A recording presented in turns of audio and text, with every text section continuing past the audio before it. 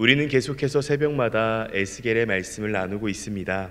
그리고 오늘 함께 보고 있는 에스겔 45장의 말씀은 이스라엘의 회복을 신앙적인 측면에서 다루고 있으며 세부적으로는 하나님의 백성들이 성전을 중심으로 거룩하게 생활할 것과 또 그 거룩한 생활은 정의와 공평을 시행하며 하나님이 정한 율례를 바르게 지키는 것임을 다루고 있습니다.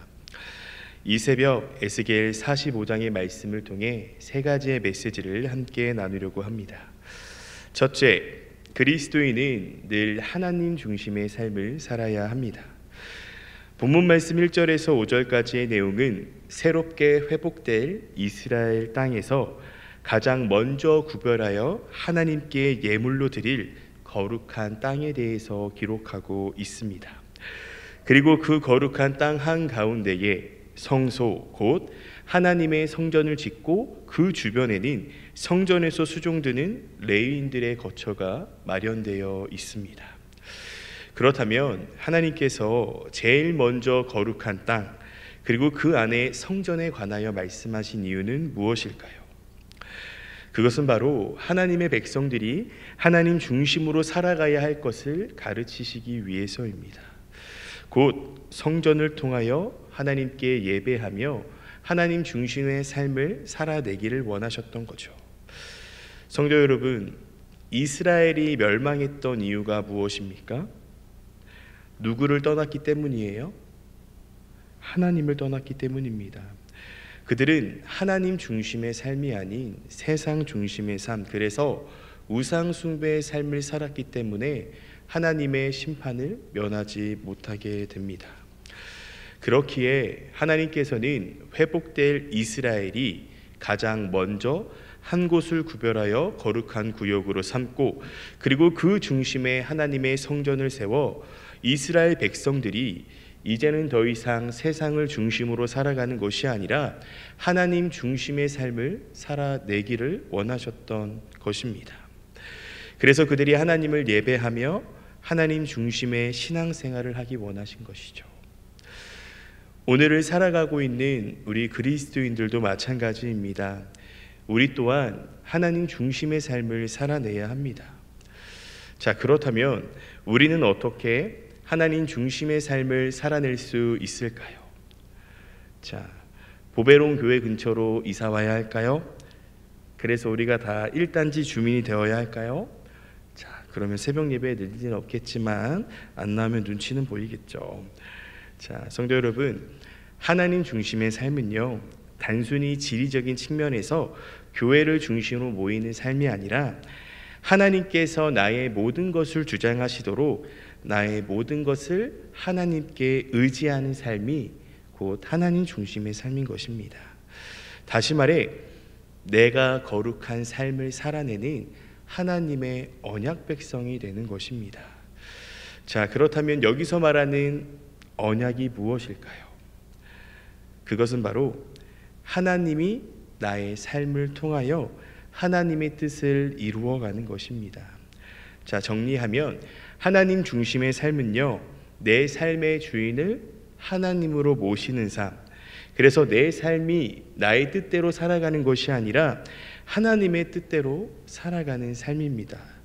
이 삶을 우리 그리스도인들이 살아내야 합니다.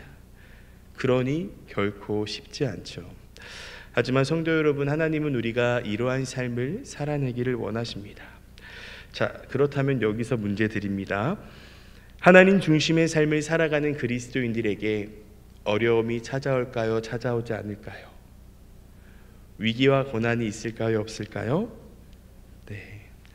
하나님 중심으로 살아갔던 성경 인물을 한 명씩 떠올려 보십시오. 자, 2명 말고 한 명씩이요. 한 명씩 떠올려 보십시오. 그들에게도 어려움이 찾아옵니다. 고난이 찾아옵니다. 심지어 죽음의 위기까지도 찾아옵니다. 아니 그러면 목사님, 하나님 중심으로 살아가나 세상 중심으로 살아가나 똑같이 어려움과 고난이 찾아온다면 차라리 내 마음대로 살아갈 수 있는 세상 중심적 그 삶이 더 좋은 거 아닌가요? 라고 생각하시는 성도님 한 분도 안 계시죠? 하나님 중심을 살아내는 그리스도인들에게는요, 때로는 어려움도 찾아오고 위기도 찾아오고 고난도 찾아옵니다. 그래서 매일 밤 눈물로 보내야 하는 그때도 있고요, 또 나의 모든 것을 다 내려놓고 싶은 순간이 찾아올 수 있습니다. 하지만 하나님 중심의 삶을 살아내려는 그리스도인에게 그 어려움과 고난은 그리스도인들을 끝까지 괴롭히는 어려움과 고난이 되지 않습니다. 왜냐하면 그 어려움과 고난을 이겨낼 힘을 주님께서 주시기 때문입니다.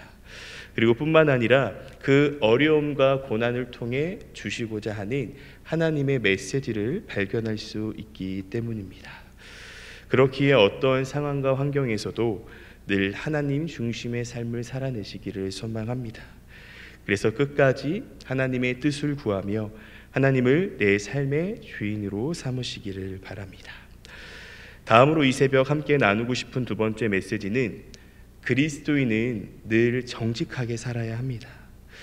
본문 말씀 9절에서 12절까지의 말씀을 보면 하나님께서는 이스라엘의 통치자를 포함 모든 백성들이 공평과 정직을 행할 것을 명령하십니다. 그래서 9절 말씀에서 하나님께서는 이스라엘의 통치자들이 과거에 저지른 탄압을 지적하시면서 백성을 착취하지 말고 공정하고 옳은 일을 하라고 명령하십니다. 또 10절에서 12절까지의 말씀에서 하나님은요, 이스라엘 백성은 공정한 저울을 사용해야 하며 돈과 물건을 올바로 계산해야 함을 가르치십니다.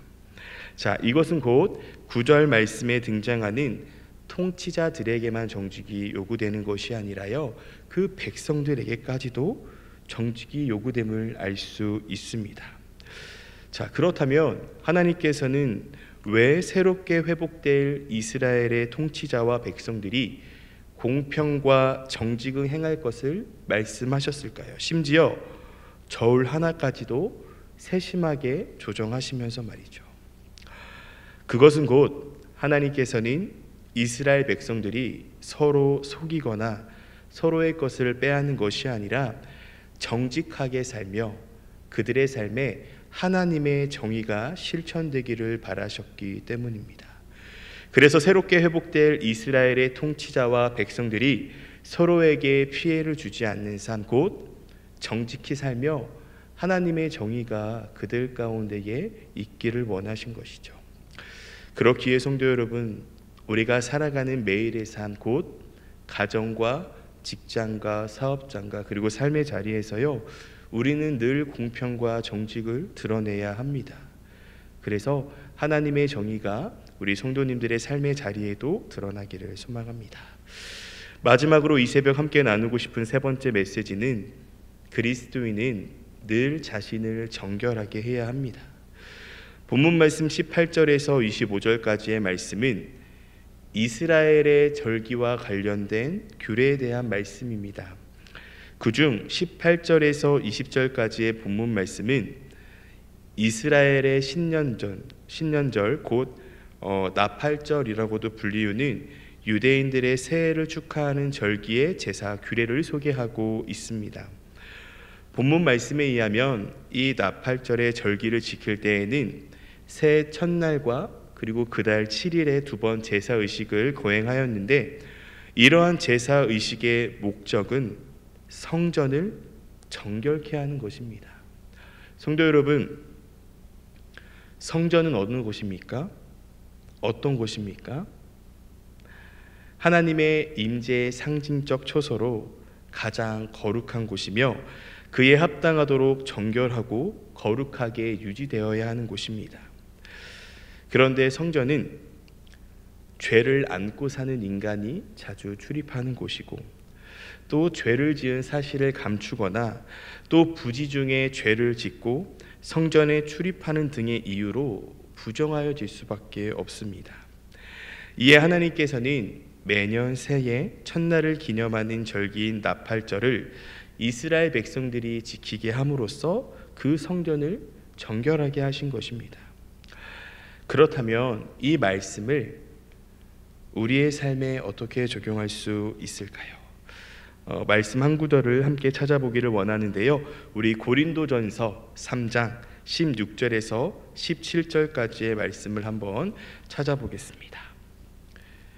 네, 고린도전서 3장 16절에서 17절까지의 말씀입니다.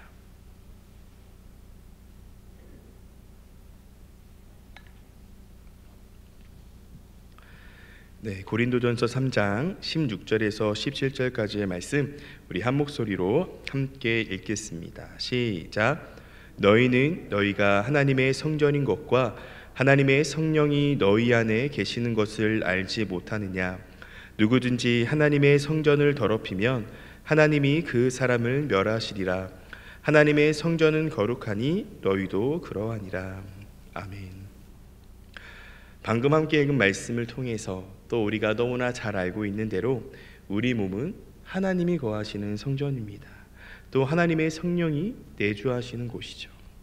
그렇기에 우리의 몸은요 늘 정결하게 유지되어야 합니다. 성도 여러분, 만약 제가 새벽 예배를 마치고 바로 성도님의 집으로 신방을 간다라고 하면 네 목사님 어서 오세요 환영합니다 라고 선뜻 신방에 응하실 수 있는 성도님이 계신가요? 불현듯 오늘 새벽 예배에 나오며 허물벗듯 벗어놓은 잠옷이 거실 바닥에 있고 또 어제 피곤하여 미처 하지 못했던 그 싱크대에 쌓인 설거지 또 청소와 빨래 음식물 처리까지 하지 못한 집안의 상태가 떠오르실 수 있는데 걱정 마십시오. 오늘 새벽에는 안 가겠습니다. 자, 이렇듯 집안의 컨디션이 좋지 않으면요 선뜻 누구를 초대하는 것이 쉽지 않습니다.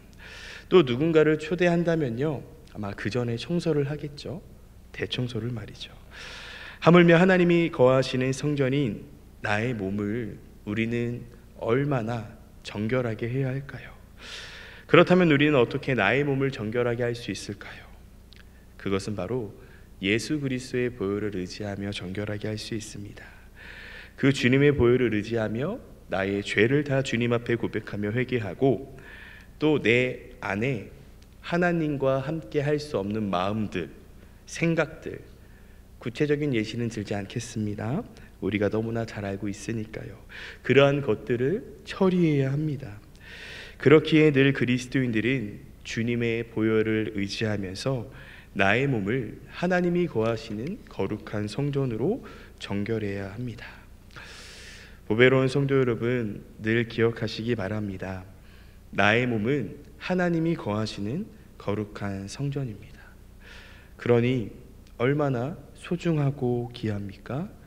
그러니 여러분 스스로를 많이 사랑해 주시고 아껴 주시기 바랍니다.